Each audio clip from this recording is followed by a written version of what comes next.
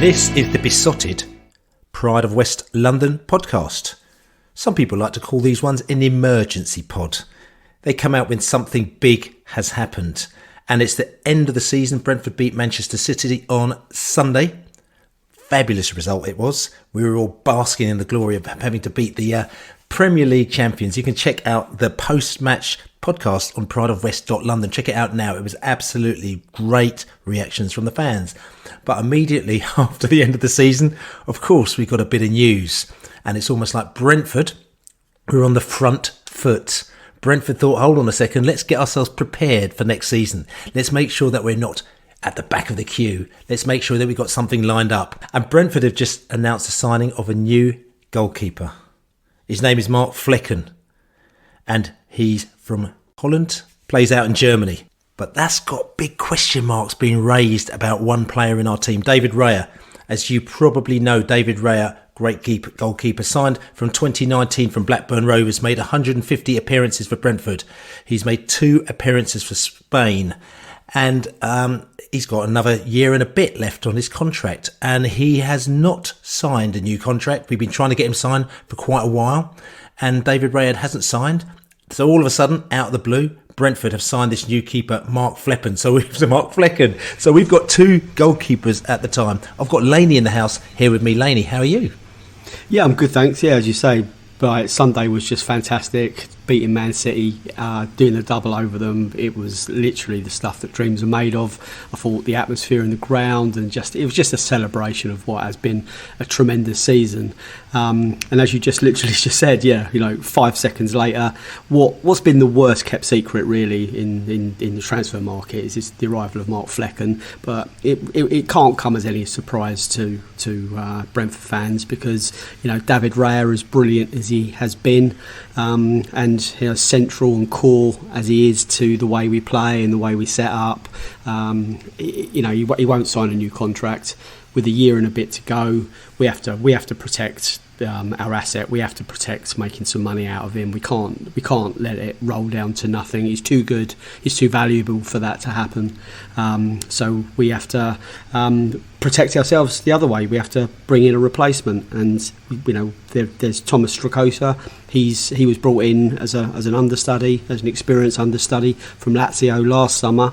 Hasn't played any minutes in the Premier League, but he's been given 1 or 2 runs out in the cup games, he wants first team football as well, and it doesn't look like he's we trust him enough or whatever enough to give him that top spot.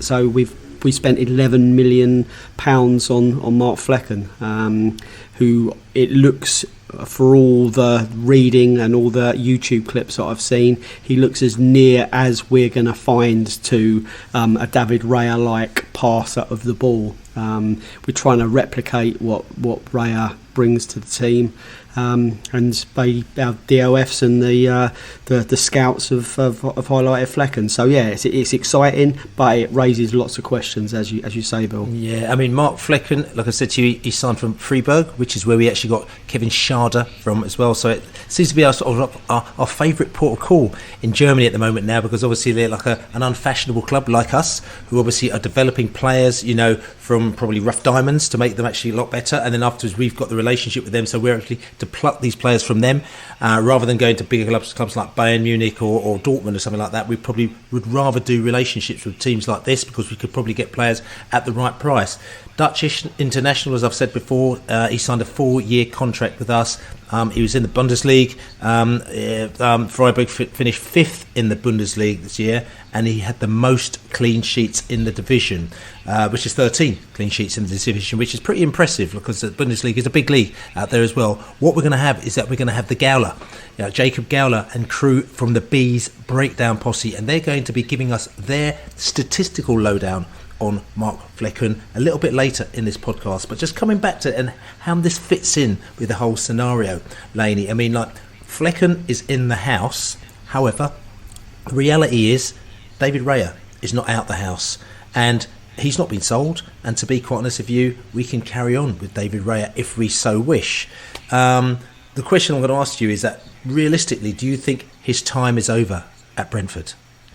Yeah. Realistically, it is. All the noises we're hearing from his agent and the Pro 21 football agency and his agent Jaume Manel is that they're trying to get Brentford to accept less than their valuation, just so Raya can move on and find another club a lot easier. Now, he's not going to struggle to find another club. Let's get that straight from the start. He was voted into the BBC's Premier League team of the season this week as the goalkeeping position by a couple of their journalists.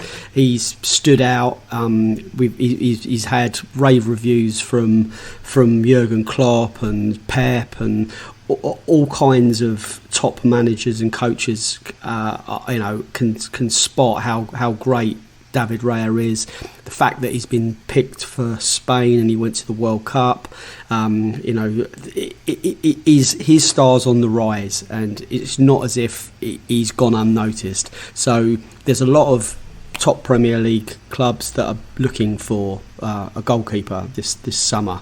So it's the valuation, and I think there seems to be a shock that Brentford are expecting £40 million for Raya. It's almost like who do Brentford think they are to demand big money for their players, and people need to get used to it, and that's agents of the players that we're contracted to play for us, and that's obviously clubs coming in to look at our players. Yeah, we have got some superb talent, and if you want them, I'm sure you can put a bid in, but make sure it's like it meets our expectations. Otherwise, there's no deal there.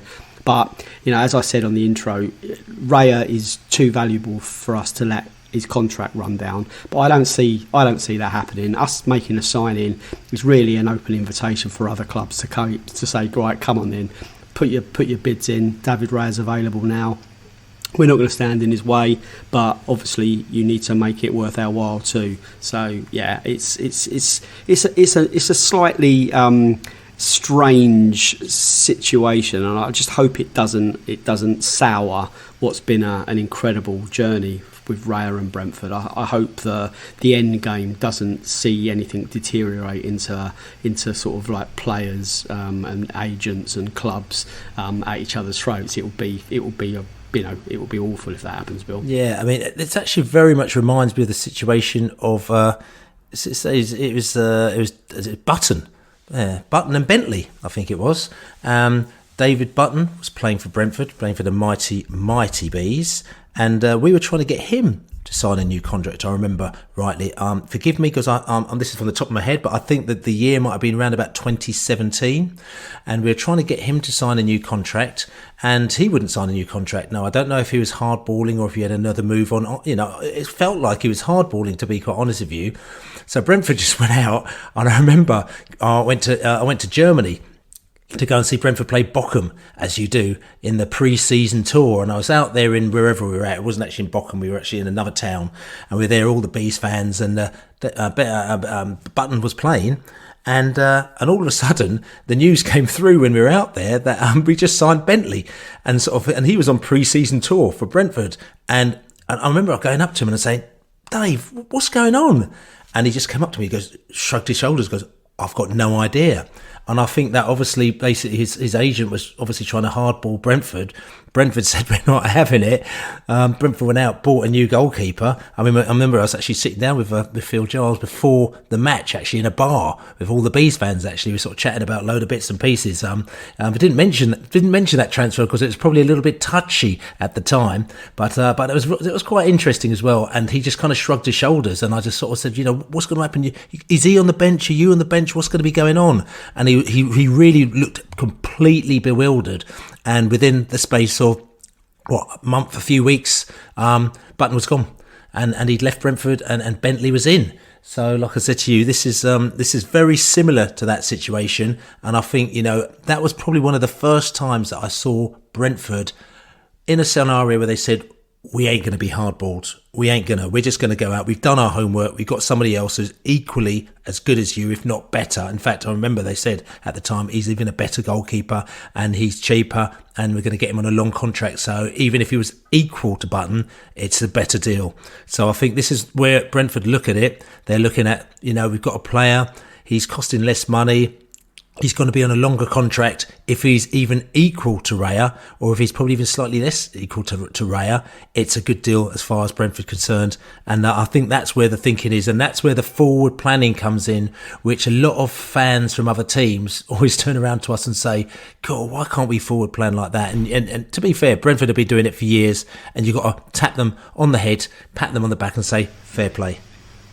Yeah, it's so important that we cover our asses and we just don't get dicked around. We're in a very strong position now, and if at DOF, Phil Giles is confident, is composed. He would have seen this coming, of course. He's been trying to get Raya to sign a new contract, and it's just you can only push so hard, and then you realise it's just not going to happen. But we can't. As I said, we can't afford for this to boil over into next season if we can avoid it, because it's just constantly going to be wanting away, and it just, the narrative is like you've got like a bad egg in the camp, and it's really difficult to replace him. I mean, we may never see the like of him again in our team. Our style of play may have to adapt. We that sweet spot of having that beautifully visionary distributor of the ball, being able to pick a pass. His passing is exceptional. He's probably best in the world at that, second best in the world at that. So that when you say we're in that situation before, even if he's the same, or even if he's not quite as good, we still have to get rid, because it's important for team morale, it's important for us planning for the future to have a settled team, and having some person, whoever that may be, constantly looking away, and especially with a contract running out and an agent that's out there already trying to stir, trying to create an environment where Brentford were like forced or panicked into accepting less than they think. That's not acceptable. And noises are that if he does stay and see out his contract, he won't get any minutes. He'll just he'll sit on the bench, and it's just a waste. And it's not the way Brentford do things, and it's not the way Brentford will want this scenario to see itself out. So yeah, I do firmly expect to see him gone. And it goes with our blessing, and I just it just has to go with our blessing and not ruin it, because as I said, it's just that has to be avoided, Bill. Yeah, 100%. The question is, you say he's got to go. There is always, it's really interesting because obviously you get down the pub and people start to tell you exactly how much a player's worth because everyone's become an expert. Everyone's a director of football in and around on the terraces as well. But, my theory is that, basically a player is worth as much as somebody else is prepared to pay for him. So, if Everton want to go and sign one of their players to Tottenham for 60 million and Tottenham plays 60 million, then that's how much he's worth, even though in principle, on paper, you might say he's actually not really worth that, but to Tottenham, he was worth that. He might now be worth 20 million. He might be worth 80 million next, but that's not the point. It's at the time you want to pay for them. David Raya, the figure that's been quoted is £40 million. That's what Brentford are trying to get for that player. I can't remember exactly how much he cost us. I think he cost us about £3.5 million when we signed him in 2019 from Blackburn. So that's quite a decent return, especially for a goalkeeper. Question I'm asking you, Laney, is how much do you think Raya is worth? Well, yeah, I think he is worth that. Whether we get that or not, only time will tell. But we'll get. There's several ways of skinning a cat. Whether we get the full 40 or we have to take slightly less than that. We get the 35 and we get add-ons and international cap bonuses and obviously a sell-on when he goes to another club. I've got no question that David Raya can play at the highest level in world football, whether that's in a Champions League club, for his country, Spain, or in the Premier League, he's good enough to be at any of those top clubs, whether it's number 1 or number 2. Now, it'll be a waste if he goes and he's number 2, but when you've got a new agent kind of being this proactive in forcing a move, it seems to be money driven now, and I don't rule anything out, but that's not really our problem. The question was, what's he worth? I think 40 million is realistic. I think he's his performances in the Premier League this season have been exceptional.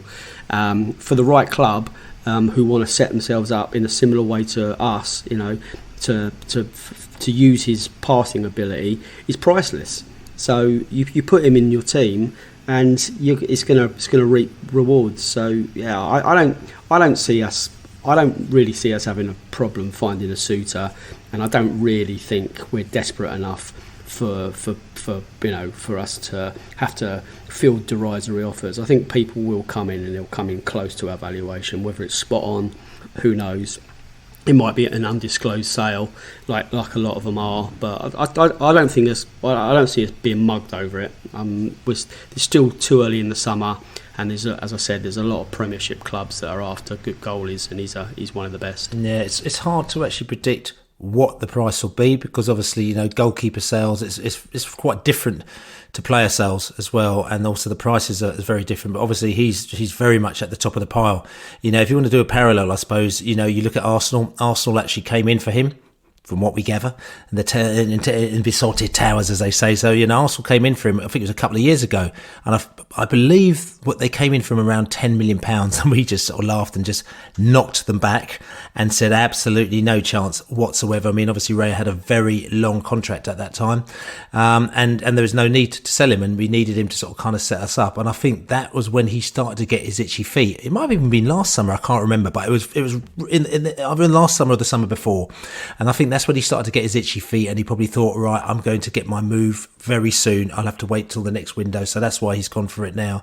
Now, interestingly, after they didn't sign Raya, Arsenal went off and signed Ramsdale. They actually signed him when did he sign him? In 2021. Actually, they signed him in 2021 is when they signed Ramsdale. So that was a couple of years ago. So it's 2 years ago when Arsenal put the offer in for him. Now, they paid 35 million apparently, including all the add-ons for Ramsdale, and at that time he had come from Sheffield United. He had played 40 games for Sheffield United. He played, going to them. He was England under 21, under 20s, but he hadn't actually had a full England cap at that stage, I don't believe. No, I don't think he did. So you're going to have to draw the parallels between him and Raya to say, Raya, who has had a couple of years in the Premier League, has rave reviews. He's top of the pile, in terms of goalkeeper marks, arguably the best goalkeeper in the Premier League, and he's, he's potentially the new Spain number one goalkeeper as well. He's kind of vying to be the number one Spain goalkeeper, but he's still right up there. So you're going to ask, if that's 35 for Ramsdale, you can't be far wrong thinking that, Raya, it's got to be 40 mil. No, 100%. That seems a fair price. I mean, it's a scary price. I mean, we're still getting used to these kind of huge numbers being associated with Brentford, but that's we've had to go out and spend 11 on someone who's not tried and tested in the Prem, and I think because of Raya's track record over the last 2 seasons, that has to put him in that bracket. So I don't think we've overpriced him. I think it's a realistic price, and we just have to wait and see what bites. And I just think we should be very confident that someone's going to come in. There's already a lot of those clickbait stories saying that Man United and Chelsea and Tottenham are in for him because they've got goalkeeping issues of their own, and it's a fact. And when they're looking at improving or strengthening their defence and their goalkeeping situation, they're not going to go to untried options. They're going to go to something that's been dangled under their nose for the last 2 years, and they can get excited about how he can integrate with an all-out attacking style football, which I know, Man United and Arsenal and Tottenham, their fans are absolutely crying out for more of that, especially Tottenham. They've been criticising the way that their team have been playing for several years now, since Pochettino left, really.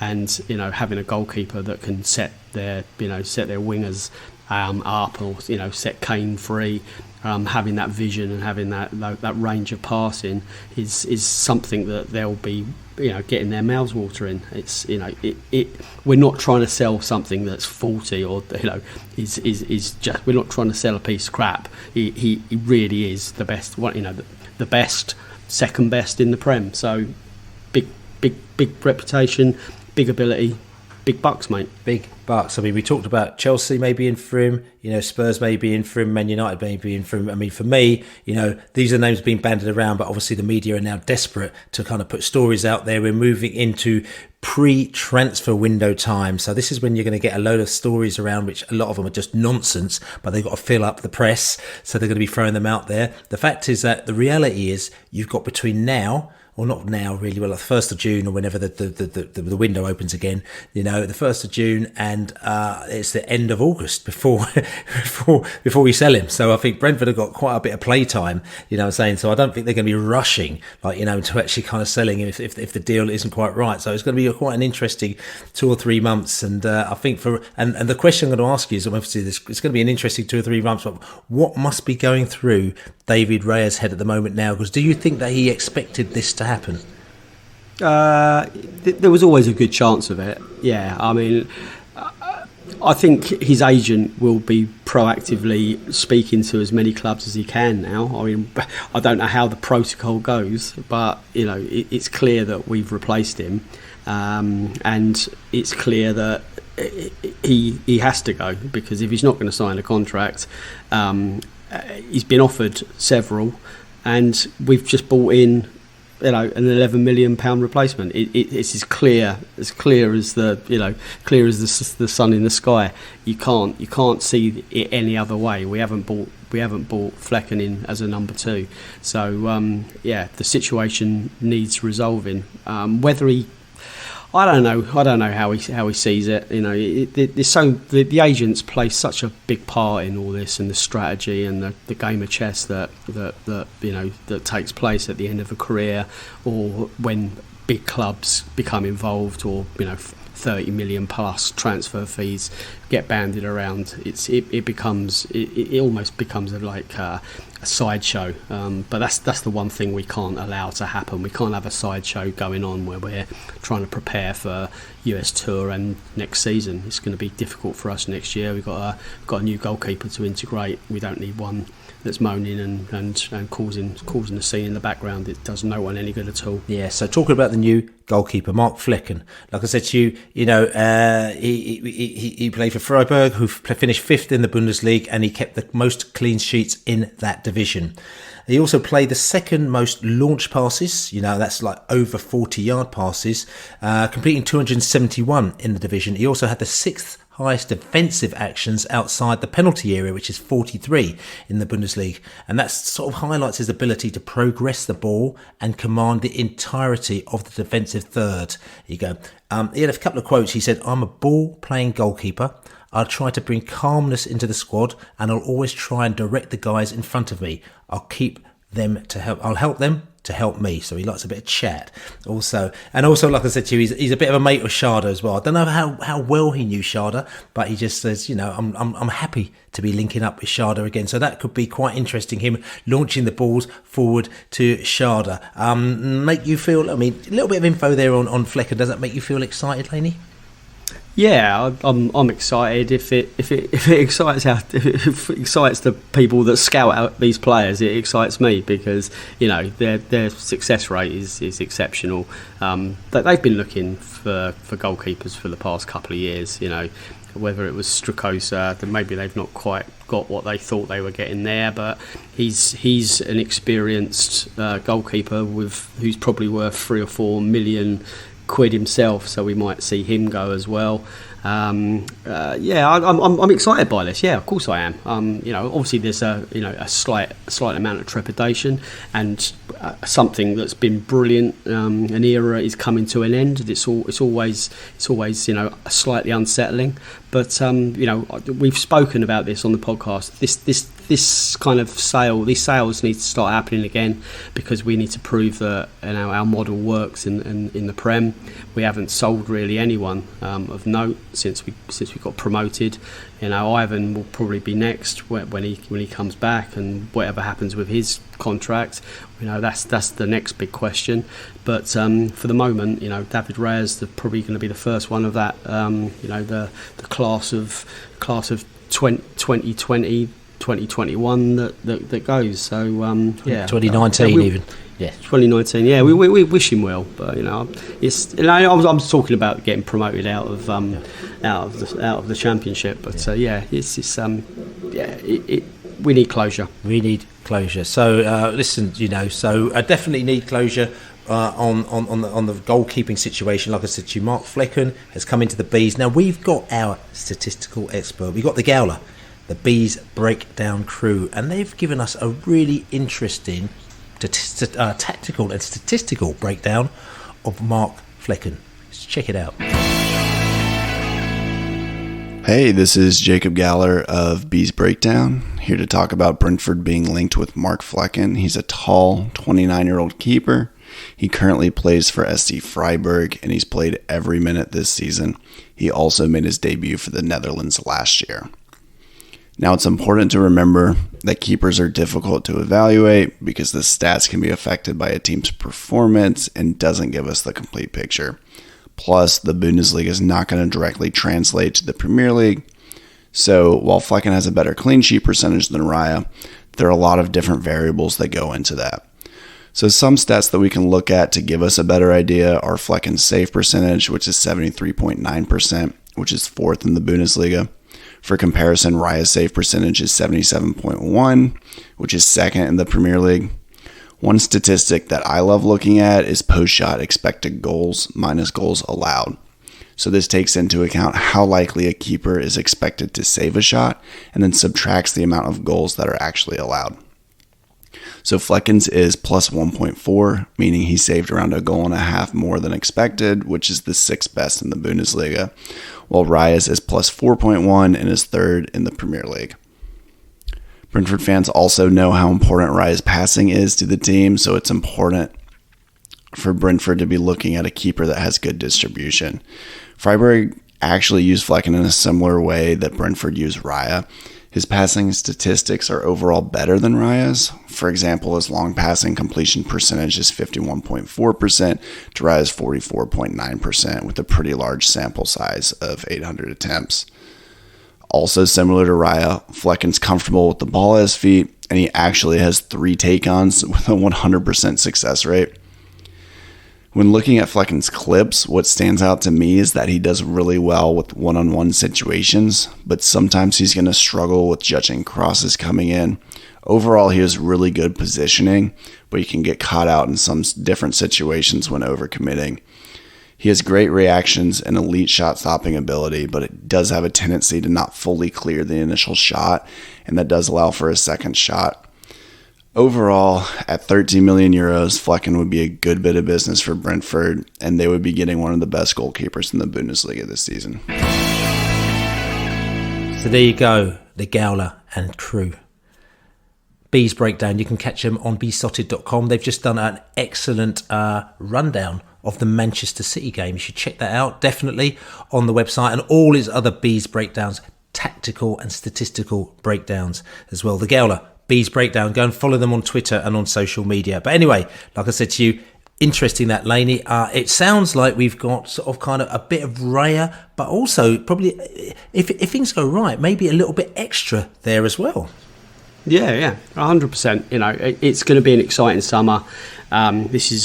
It's good that we've started doing our business really early. The paint's not even dry on this season, and we've already moved to strengthen our team for next year. I'm expecting more to come during the summer months, and we'll be producing a lot of content and we'll be bringing a lot of podcasts to you in the close season. So make sure you follow and subscribe to us, because we'll have plenty to talk about, mate. There'll be plenty to talk about, and plenty to talk about. Like I said to you, listen, thanks for this. We've got the David Raya, the Mark Flekken round-out transfer podcast here.